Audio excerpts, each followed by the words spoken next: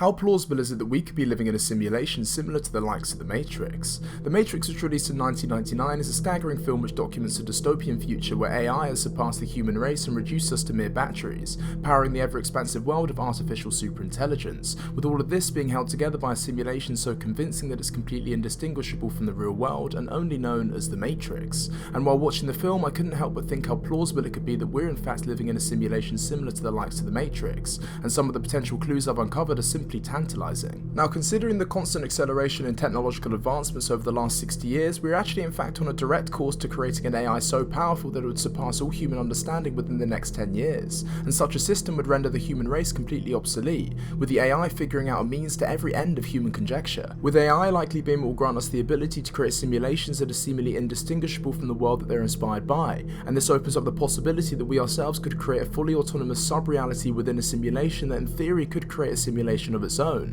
which would initiate a domino effect seeding the birth of endless simulations within simulations, thus limiting the chance of being in base reality, the real world, at a staggeringly slim chance. Now, within the Matrix there are a few glitches which hint to the inhabitants that they're actually living within a simulation, with the most notable of these glitches being the Matrix's representation of deja vu, which in the film infers that something within the simulation has been fundamentally changed, whether it be adding walls or altering physics itself. And within our world there are actually instances of potential glitches which occur, with a potential glitch being represented in the double slit experiment, and specifically a byproduct of this study being an effect coined as the observer effect. The observer effect refers to one of the mysteries of quantum physics, which was unveiled through the infamous double-slit experiment, to where a group of scientists were studying the physics of protons to where they would shoot protons through two fine slits featuring a white backdrop to express the results of where these protons landed. And while observing the experiment, the particles behaved just as predicted, in the fact that the particles formed two neat lines on the paper resembling the two slits in which they'd passed through. However, when the scientists decided just simply not to observe the experiment, the results changed in a way that simply cannot be explained,